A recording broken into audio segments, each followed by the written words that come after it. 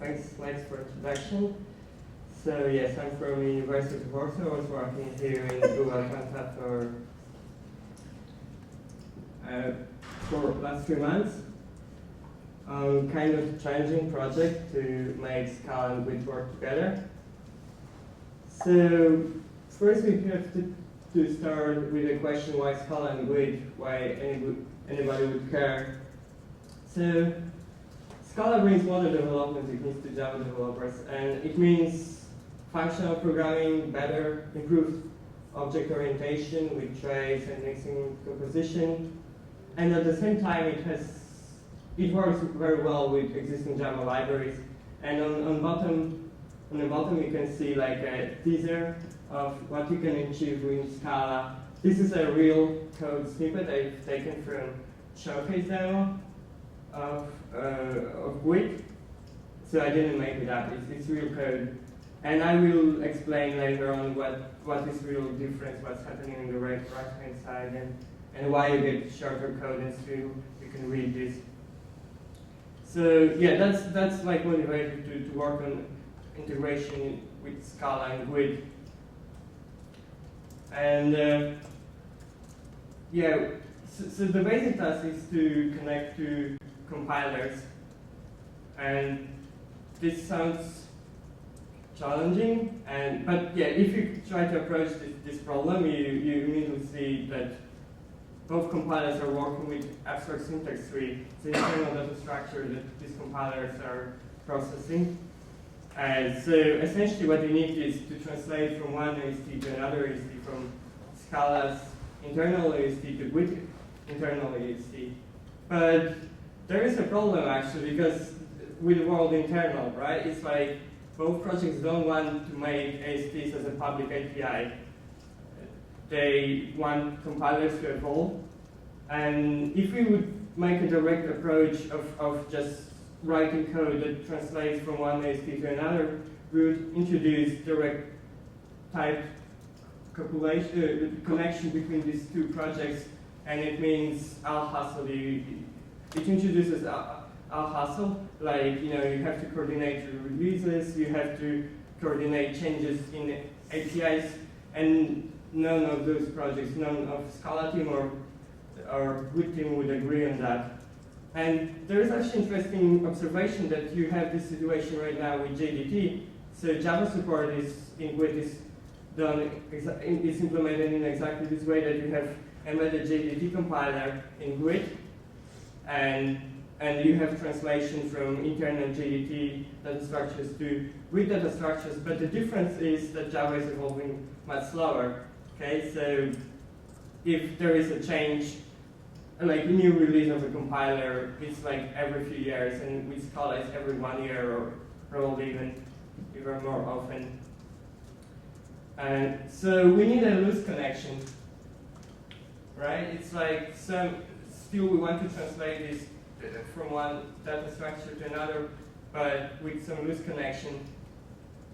So we need a stable API that both projects can target, and this is like independent in some way, some manner from both projects. And since we are working with compilers, it makes sense to introduce another language. Compilers are working with languages, so we can introduce another language. And the language we introduced during the summer is called Dribble, and this is our stable API. Before I go into describing how Dribble looks like and details about Dribble, we first should answer a question. But what about Java source code? This is a language which GWT is supporting, and why we shouldn't just translate Scala to Java and don't even bother with GWT at all. But there are like serious problems with this approach. So the first bullet is important. I mean, if it would be so beneficial to have direct translation from Scala to Java, but if it was possible, or if it was like easy, then someone already would implement that, right? Would have already implemented, and there were actually attempts to do that in the past. So, there are like two examples why, like very clear examples where translations is really problematic. One is that in Scala you have unchecked exceptions, all of them. So you can throw every exception and you don't need to declare this in your method signature. And as everybody knows, you have to declare exceptions you are throwing in Java. And you can imagine like some kind of program analysis that tries to recover this information, which exceptions you are throwing, but this will be hard. It's rather hard problem. And second problem, which is even more serious, is that constructor calls doesn't follow Java rules, and it means that you can have a super constructor call as not a first statement in the definition of your constructor. Okay, and there is no way to work around this issue.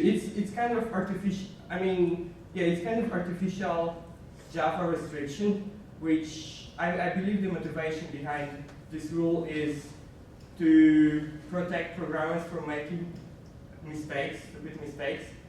But if it's a compiler which generates these calls, it should be fine, right? And the reason why you need these calls is mixing and composition, I believe.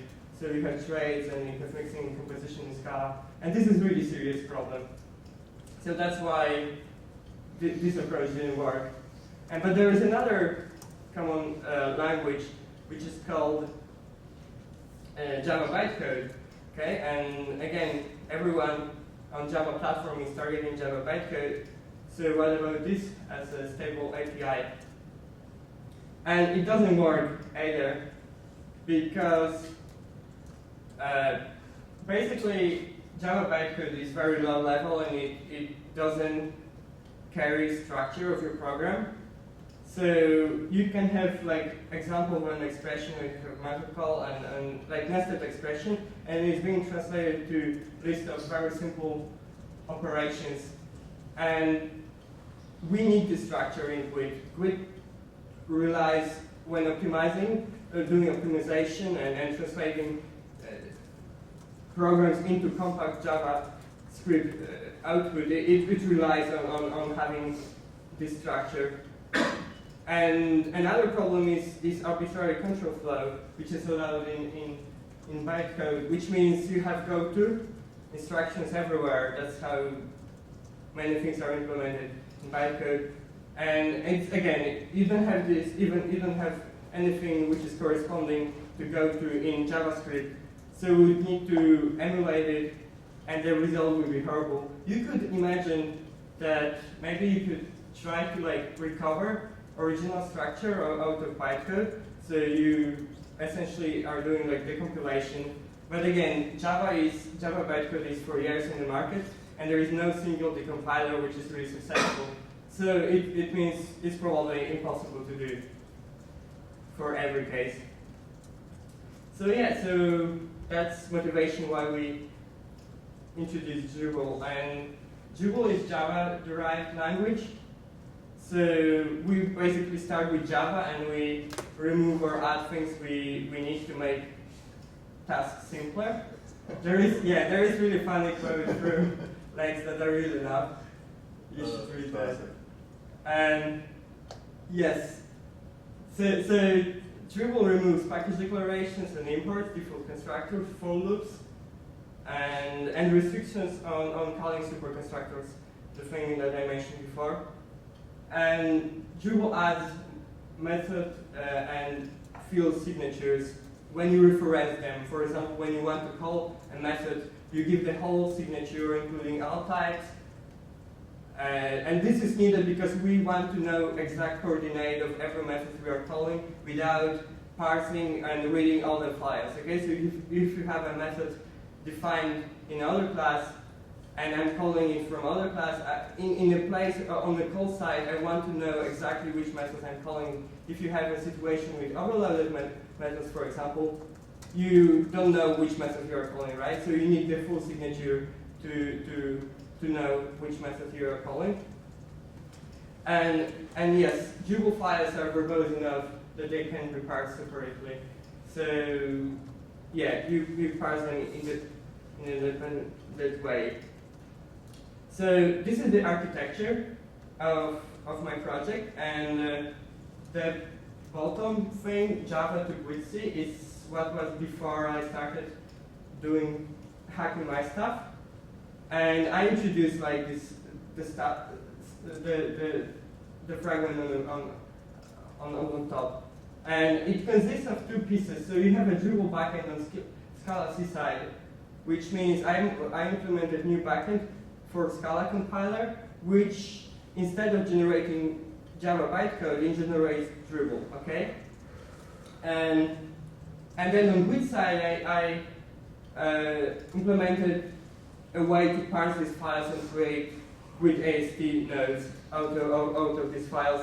And the thing in center is a Drupal library. So it basically it defines Drupal language, and it defines a parser for Drupal language and things like that. So I thought it would be beneficial for you to have an idea how Drupal looks like, how Drupal code looks like. So as you can see, it's very verbose. Like for everywhere you reference or define a class, you have always fully qualified reference. You replace dots with slashes for references, and you can see method signature is this line before parameter list. Yeah, so that's how Drupal looks like. And yeah, and now I will go into like more details on each side, on Scala side, Drupal side, and GWT side, what I was really doing there. So on the Scala C side, yeah, it was just another backend. So Scala has JVM backend, which compiles Scala code into bytecode. And it has a backend to target .NET bytecode, which I don't know status of. And the nice thing about the fact that this is another backend is it's independent, it's isolated from the rest of the compiler. So I'm not really messing with internals of a compiler. It's like I'm just at the end of the last phase of the compiling, I just plug in my new backend, and then I create output in form of Drupal. So yeah, that is an important property, because if Scala compiler guys are going to accept my code, they want to be sure that I don't really, mess up with their own functionality. I don't introduce new bugs and things like that. And this backend includes both transformations and printing of trees, like abstract syntax trees, which means I first need to normalize trees in a way that they are more similar to Java constructs. So for example, in Scala, everything is an expression. Like you can have, like block is an expression, if statement which is in a statement in Java, in Scala is an expression. It's actually a nice replacement for conditional operator in Java. So then you have to normalize all these things so they are, again, become an expressions. So this is the transformation part, and printing is simply formatting these trees in a form of Drupal.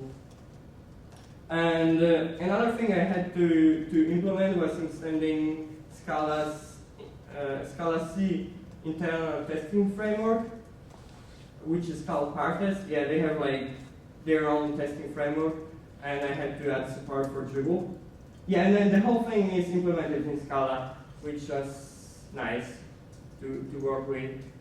And the challenges I faced on Scala C side is, yeah, as I mentioned, many expressions in Scala are not expressions in Drupal, so you have to really think carefully how to translate these constructs to valid Drupal constructs. And the second problem is really, really difficult, and I don't have any good answer to that, is pattern matching logic, which pattern matching is very powerful in Scala, but the internal implementation can and make arbitrary jumps. So it means you have like some form of go-to instruction that is being used to implement pattern matching. And again, I have the same problem. I cannot make go-to instructions in Drupal. And I tried like some tricks to rewrite go-to into method calls and things like that. But I'm still not sure how reliable this is, and this can lead to like Stack Overflow exceptions and things like that. So this is really difficult part. And Scala has unification of types, which means basically, first of all, everything is an object in Scala, and introduce two types, which are called nothing and unit. Unit is similar to void in Java, but in Java it's not real type because you cannot have a variable of void. Okay, and in Scala you can have a variable of type void. And nothing is probably okay. If you know what is bottom type, then this is nothing. If you don't know, I won't be going into details because it's like kind of yeah. It needs some time to explain that. But you know the manifestation of this unification is the expression on the bottom. So you see like true all, and this you have an expression which is throwing an exception, and it has actually type nothing. And yeah, and another problem is that our operator in both in Scala and Java is lazily evaluated. Okay, so it doesn't throw an exception because on the left-hand side you have true, so it doesn't really evaluate right-hand side, and it just returns a result. Translating this to Java or Drupal needs some careful thinking and attention. It's really tricky part. That actually I still have lots of bugs around this kind of constructs in Drupal backend. So it's still not like resolved completely. So yeah, that's all about Scala side and the Drupal side. So Drupal consists of language specification. Right now the language specification is only implementation. So I don't have like separate specification. I plan to have one, but yeah, I didn't have time to define it. And library, Drupal is a library, so it defines AST nodes, parsers, printers, things you usually want for a language. And it's written in Scala, which was again fun to work with. And the last point is actually for people interested in, like familiar with Scala, is I'm using a Scala library for parsing, and you have like an example of how parse rules look like, and this is just Scala code, and it's DSL, so it's a nice library to, and you still can read what's happening. It's a parser for parsing while expression statement. So yes, and I was actually very happy when I was using this library. I think it's really good one. So yeah, it's just a comment on that.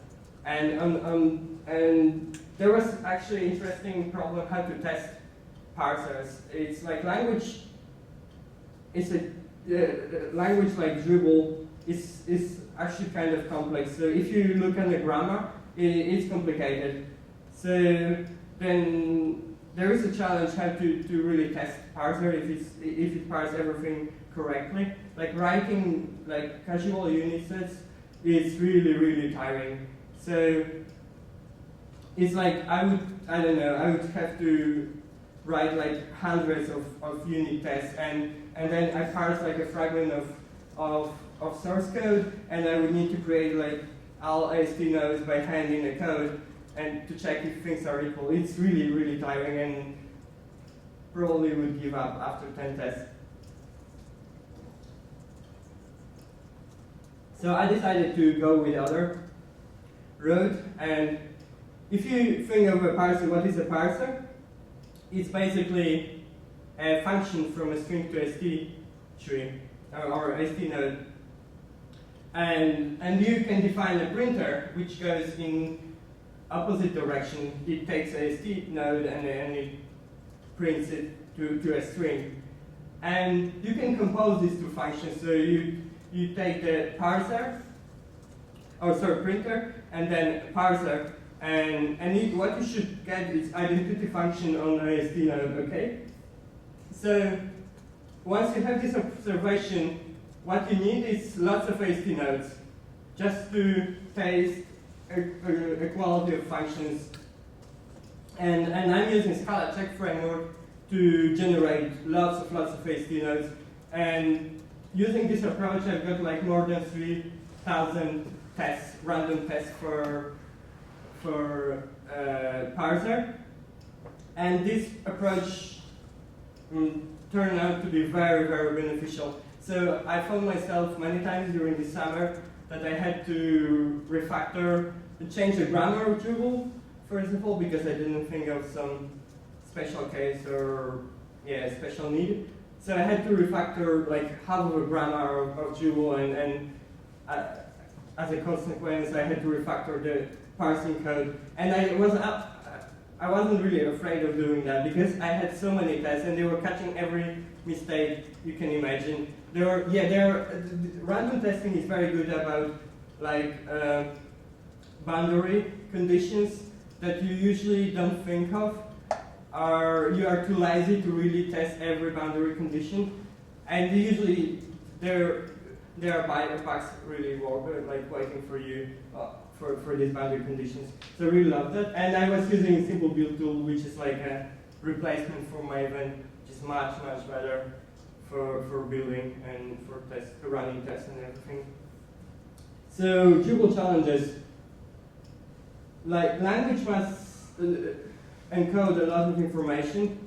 So normally what you have a source code, and compiler is reading your source code, and once it has the whole source code in memory, it tries to recover the information that is not explicit in your source code. So for example, if you're calling a method, it will, based on all information, it will calculate coordinates of a method you are really calling, okay? Because it's not really explicit in source code which method you are trying to call. And there are many other things like that.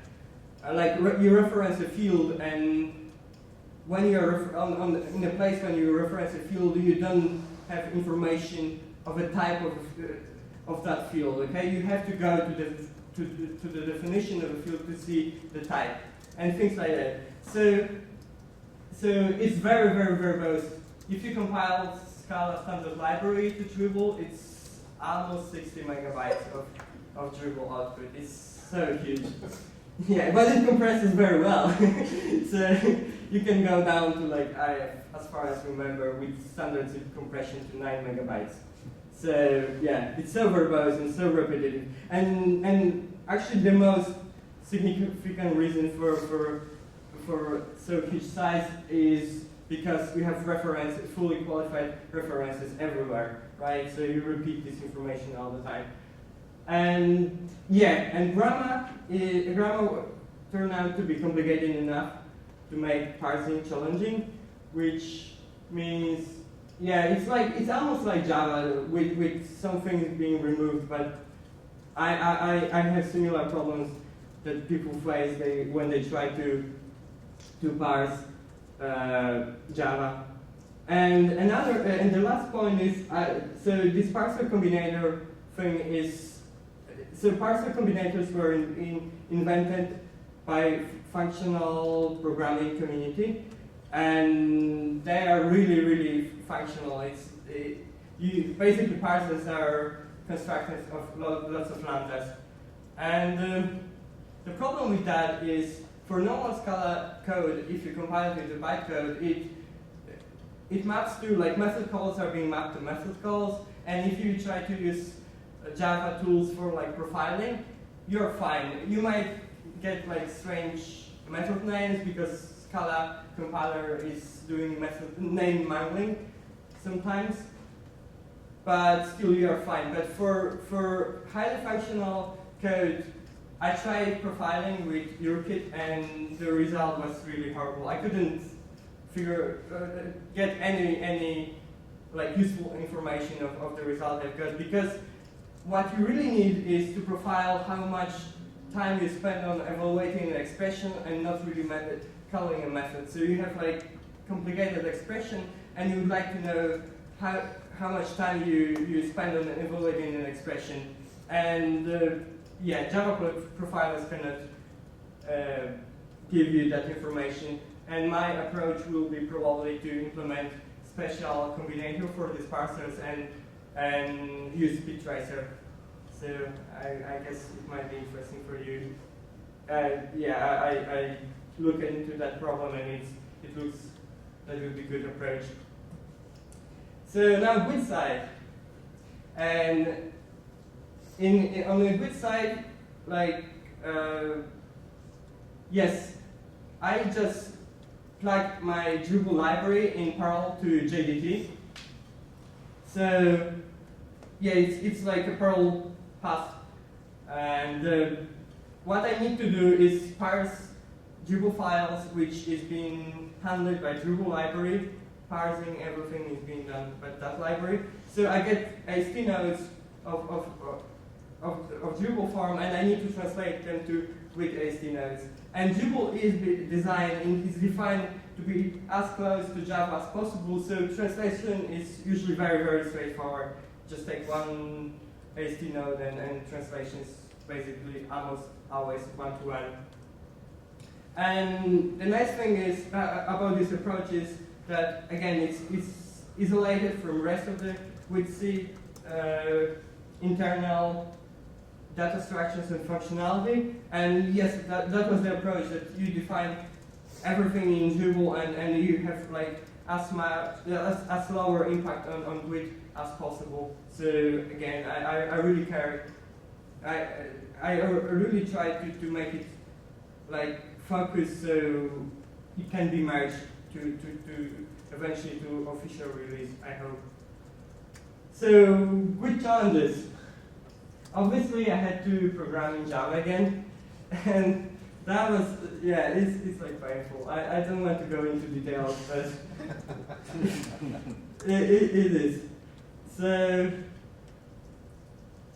yeah, that's one point, but another point is like you have really lots of these AST nodes, really a lot of them, and every single step is straightforward, but due to the large number of cases, you spend like entire day doing the same thing, which is tiring. And especially if you realize that you could do like pattern matching, and you would get like 10 times smaller code if it was like in Scala. And the third point is, it's kind of a complaint, but I don't say I have a better answer to that. So with internal data structures in GWT work in a way that you create like empty AST nodes, and then in second phase you add more information, and it's so easy to miss something. And sometimes at the very beginning of my project I missed interface. I missed like filling in information about interfaces a class implements, and I spent 2 days because GWT compiler didn't like blow up or anything. It would produce me JavaScript output, and then it's really fun debugging JavaScript output, right? So I spent 2 days to really find that I missed like 1 or 2 lines of code just copying this information. And I don't know if there is any good answer to that problem, but yeah, I noticed that this is like a serious problem. So yes, so right now I should present something working, I guess. That's a good time. And people from GWT team saw like a demo of Hello World working like, I guess, 2 months ago. And the funny thing is that I still have Hello World working and nothing else. So after 2 months of work, really hard work, I get only really tiny improvements. So I don't know if you guys remember that, and other people watching don't cannot remember that. But I had like an anonymous class definition here before. Oh, we can't see. Okay. Sorry. Now you can see. Yeah. I think font size could be bigger. Very good. Yeah, that's better. Okay. So the problem is I don't see this on my screen. Okay, now I see. So 2 months ago, the only difference between this demo and the demo I presented 2 months ago was that I had anonymous class definition here for defining a click event handler, okay? And the only progress I got is to implement enough functionality on Scala C side and Dribble and on with C side to replace this with lambda definition and with implicit definition. So what's happening for people that are not familiar with Scala is, so here I have a lambda definition.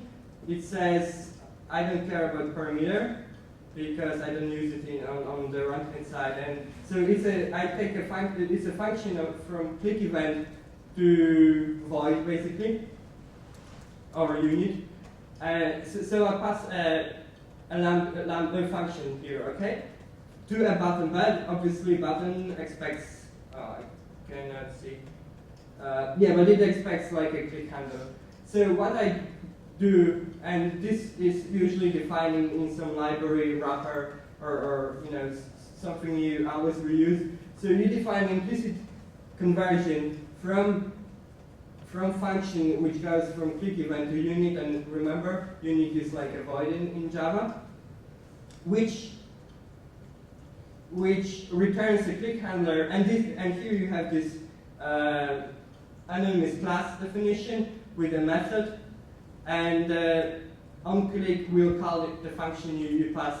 So basically, Scala compiler works in a way that if it sees something that doesn't type check, that types doesn't match, then it tries to find an implicit definition that will make the source compile, okay? And this is what's happening in this sample.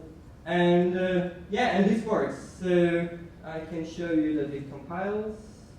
Hopefully, you see. Oh, you see console. Great.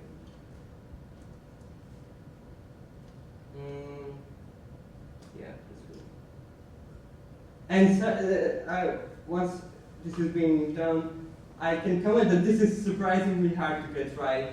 So, because you need to implement like static fields, and actually I'm cheating here. It's still not like, oh, you take a Scala library, because you need a Scala library which defines functions and things like that. So it's not like a Scala library being compiled and I'm just using Scala library and everything works. I had to manually remove some things because, surprisingly enough, Scala functions definitions depend on Scala collections, which I didn't realize. And Scala collections use all language features you can imagine. They're so advanced that they simply use everything.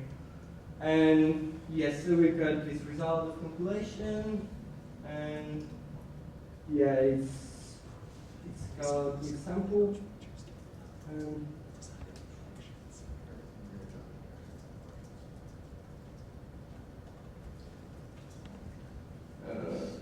here.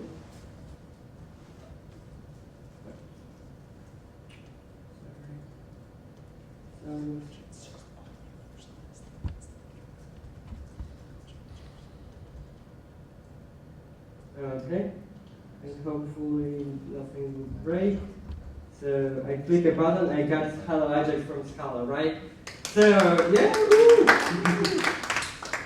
And this is the only thing I've got. Like anything else more sophisticated will use Scala collection. Okay, you need a list or a map or something to get anything done, and then you pull in all collections from Scala, and this is so basically you need 100% of all Scala features to get anything running. And I will switch back to slides and comment more on that. Yeah, so is there anything more?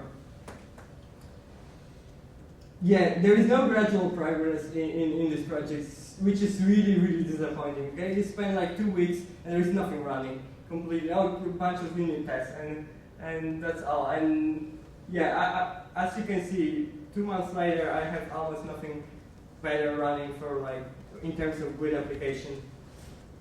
And yeah, and I already told that Scala Collections library exploits every language feature. So where we are, like what is the picture of this project? And if we recall this our diagram, I've got most of things implemented on the left-hand side and in the center of this diagram, which means I can compile entire Scala library into Dribble modulo some bugs that I am aware of. But yeah, they are. I know how to fix them. Most of them, I know how to fix them. And the result is that I can parse 96% of Dribble files for standard Scala library, which corresponds to more than 4,400 files. So this is kind of big achievement. It's I told you that it exploits almost all language features. I've got 4% remaining, and again, this is funny, so I've got 90% running quite quickly, and then next every percent is like few days of working, okay? It's like, so for this 6%, it was like 2 weeks to get this, and I expect that this 4% will be like a month to get done and correct. Because, yeah, it involves these things which are most complicated. Unit, nothing, and pattern matching logic. And the missing part is right-hand side of this diagram, which is getting everything, every possible node translated. And I thought this is easy, but I discovered like last night that I forgot that GWT doesn't support entire Java library, standard library, right? So Scala library, standard library in a few places depends on Java standard library. And now the only thing you can do is write by hand replacements of that functionality. It's the same way how GWT emulates things in standard Java library, sorry. So, and this is actually a lot of work. You have to go through every file, check everything, or create a framework that will be checking for things that are not allowed in GWT. And yeah, it's kind of a lot of work. So, to comment on the status of a project, I believe that 2 months of really good engineering work would bring you to showcase them working, but still like inefficient, maybe with bugs and no dev mode support, only from command line. Okay, so this is like 2 months of engineering still missing. So yeah, I mentioned showcase many times, so I think at the end of my talk I would like to go through quickly. And so it's like a big application, GWT application showing lots of GWT features, but it's complicated enough that you could imagine that if there is any point in this project, then Scala should really shine, okay? And there was like external contribution to my project. There was a person that started translating showcase into Scala, and yeah, and we will go through that. So this is the fragment I presented at the beginning of my talk, and what is happening here, you set up like many options, and you repeat the same method call all the time. Do I have like a something? Yes. So what's happening is you call set of many option all the time, and the first parameter and the last parameter is the same. The only thing which is changing is the second parameter. Okay. So it's kind of obvious that this should be refactor it in a form that this repetition is removed. And with Scala, I mean, in Java you probably could, you define another method, but this is like nobody does this because it's like too heavyweight. So, and in Scala it's very natural. What's happening, you define a list of things you want to pass to your method, and then you say for each, and you have this method called, but with second thing you put underscore, which means you take every element of the list and pass to this method, okay? And that's how you get much more readable code, concise, and it really explains the intent. And another example, yes, I already showed you, getting rid of anonymous classes, which are really annoying in Java, probably everyone agrees. If you have only one single method you have to implement, then it's really annoying to have this long definition. So with implicit conversions, you can easily get rid of them, and you can see, again, a fragment of showcase how it looks like. And the third example is that Scala has a built-in XML support, so you can have XML literals mixed in freely with Scala code. So instead of concatenating strings, which is bad for many reasons, you have a nice XML literal. And this is actually more secure, right? Because we all know problems with concatenating strings. So not only it's more concise and it's better to read this code, but it's more secure. So this is like another really obvious benefit. And I believe there might be much more. So this is something that you can get without modifying with APIs and with very little utility module, and everything will be working. But I believe if you create more sophisticated wrappers around with APIs, you will get even more benefits. So what's the feature of this project? First of all, dev mode support. I didn't look into that at all. It's like, if you cannot have like your code running and compiled with the command line, there is no point in going into that. So I didn't have time even to think about it too much. So the obvious goal is to get showcase running. It's big enough to really prove that you've got like nice, decent coverage of features. And the third point is profiling optimizing dribble parser. Right now it parses really, really slow, and it's not, I believe it's not because it's functional and it adds some overhead, but because there is backtracking that I couldn't, identify. So it's horrible. I mean, it's 6 minutes to parse the Scala standard library. But yeah. And if these three things are being implemented and done, I hope that merging extensions to C and Scala C will be possible, and translating more samples to Scala will be beneficial too. And at the end of my talk, I would like to thank a few people. So Rob Heitman was a person that was taking care of infrastructure for me. So we had our own server for code review, which is Gerrit, and he was taking care of all that stuff, which was really beneficial for me.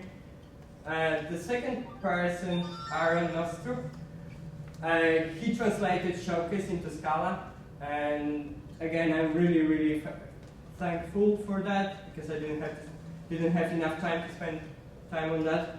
And obviously, Lexpoon for hosting me, for answering 20 questions a day, and being patient enough. And I would like to thank this company because it's not like in every company you can work on that kind of projects, and thanks for releasing so much good software on open source license. I really appreciate it.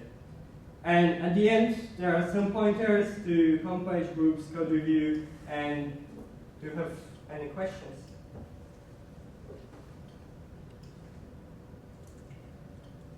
So, what's the status of getting the Dribble backend into Scala? I didn't talk to Scala people. So I attended a conference, Scala Days. It was in April this year. And I mentioned that I've been accepted as an intern at Google. And they seem to be very interested in the project. But since then, I didn't really talk about merging that because, it's first you want something running and. But I believe that shouldn't be a problem given the fact that I was really careful to not touch anything. It's really just adding new package, like Scala package with new code, and there is almost no modification on the rest of the compiler. So I hope this will be accepted, but this is just my opinion. I didn't talk to those guys yet.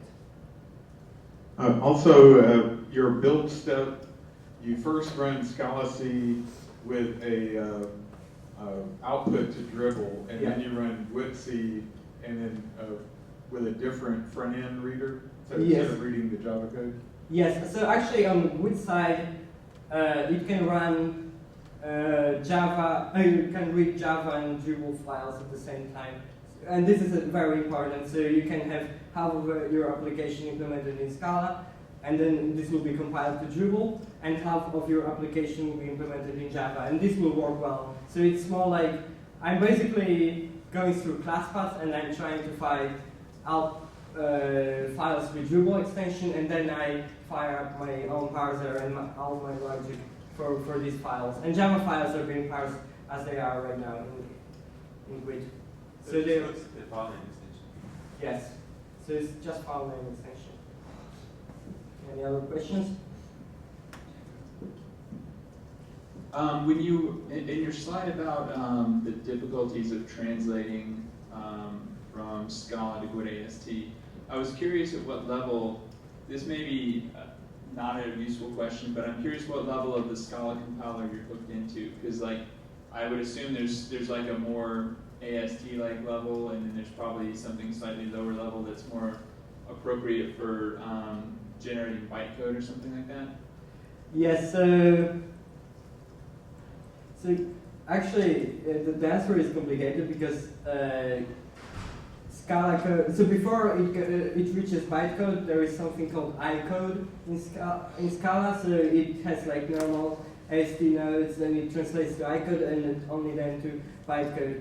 And first of all, still like Dribble backend, it's not only printing stuff to Dribble. It's really sophisticated logic which translates constructs which you cannot represent in Java in the direct way to more verbose constructs that can be represented in Java. So if you would like to hook Scala compiler directly to GWT, then the question is where you are going to put this logic, right? And the only sensible answer is you really need to do all this work in Scala, because really this logic is sophisticated, and implementing this in Java will be really, really tiresome. And then you need to add some code to Scala compiler anyway. So, and still, Scala compiler is evolving very quickly. They really modify their AST nodes. So, there will be really big problem with synchronization of releases and things like that. So, and another benefit of having Dribble is that other languages can target it. Like you can imagine Ruby compiler or JRuby compiler for compiling to Dribble. Okay, so I think for GWT, from GWT point of view, it's much more beneficial to have that kind of standard language that everyone can target. Joe? Good, Mike. Save the trouble of repeating the question. So JDribble, right, or Dribble, Dribble, yes. Dribble. Right now, it expresses mostly Java constructs, sort of linted down to something useful for this purpose. If you made it more representative of, let's assume for the sake of argument the GWT AST had some things in it like first-class functions and some of the other constructs that we see more of in Scala and that are also directly representable in JavaScript. Do you think that would make a pretty big difference in the quality of the compile and output? Like I fear, for example, lots and lots of function literal objects being created as classes when in fact they're much simpler, or they're meant to be much simpler semantically. The answer is no, because Scala is fully object-oriented, so even functions are objects, which means you have to really represent them as classes, okay? And so I don't really see that much of benefit. The only benefit I can see is like comma operator, which you have in JavaScript, and there is no, right now there is nothing corresponding in Dribble. So for that would be beneficial for some cases, but otherwise no, the answer is no. Yeah, I think so. Scala relies on like JVM optimizations, and I guess for things like anonymous classes, we could rely on with compiler optimizations to make that something terse in the resulting JavaScript, and not to make the intermediate form like have those optimizations kind of pre-baked. Yeah, so yeah, that's true. So for example, this implicit conversion is a good example. You have a lambda. So you have you have a lambda, which is really a class, and in the class you have lambda definition. It's only one method, which in Scala is called apply, and it has the code you put in lambda. And then you have another wrapper which takes lambda and creates like click handler. Okay, so it would be very, very straightforward for a good compiler to inline the whole thing directly into anonymous class implementing that, and skip the lambda thing completely. And you still have a lambda in your code, but good compiler could easily optimize this. Like this is just inlining. So, but this is obviously it's only in special cases when you don't rely on the fact that lambda is really a class and you do something more about it. If you just take it and execute, then you can optimize it away. And probably that's most of the time would be the case, right? So, yeah. Any questions? Maybe questions from VC? Or no? There is like Rajiv and John. Thanks. Thanks. So you were saying, and if I misheard you, just tell me, but you said that like 96% of the Scala standard library you could translate. Were you saying that from basically translating that into JRibble? Is that what you referred to? Yes. Okay. All right. So still, it's not like we can handle that. The reason why it cannot handle that is, as I mentioned, I have representation Dribble, but it still refers to standard Java standard library. Okay. So the missing part is emulate all these calls somehow, and this is not very difficult. It doesn't require any compiler knowledge actually. It's more like you have to go through all cases and think of, I don't know, you have print line method in Scala, so you have to replace it with something that you have in GWT, okay? Like, okay. Yeah, so things like that. Okay. He's actually converting all of Scala's sound library to Dribble. He's only parsing 96% of it. Okay, I see. Joel, you have a question? Anybody else? Anybody else? We're done. So thanks for attention, for coming, and thanks for hosting me here in Atlanta. And yeah, hopefully see you in the future. Thank you. Thank you.